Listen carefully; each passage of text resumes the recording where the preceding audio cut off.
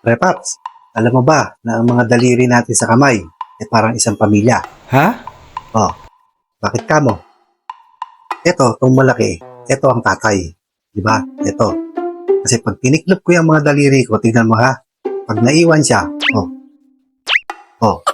di ba? Ibig sabihin, siya yung nagpo-produce ng anak, ng pera, at ng suporta sa isang pamilya. Di ba? Ito namang isa, ito ang nanay. Pag tiniklop ko yung daliri ko, tignan mo. Oh, pag naiwan siya, ganyan. Turo lang siya ng turo. Bando ng bando. Ganyan ang nanay. Ito naman, yung panganay na anak. Pag tiniklop ko yung daliri ko, tignan mo. Oh, ayaw niyang maiwan. Masabay siya. Oh, ang hirap, parang nahihirapan siya. Oo nga, no? Ibig sabihin, masunurin siya. Sumusunod siya sa mga nanay at tatay niya. Ito naman, yung bunso. Pag tiniklop ko yung daliri ko, kaya niya maiwan. Di ba? Karamihan sa mga bunso, mga pasaway yan eh. Ayaw yan sumunod sa mga magulang.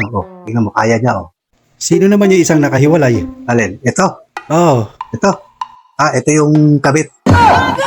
Mapriso ka. Low-key lang siya, low-key. Ayan, ganyan lang siya. Anak ka ng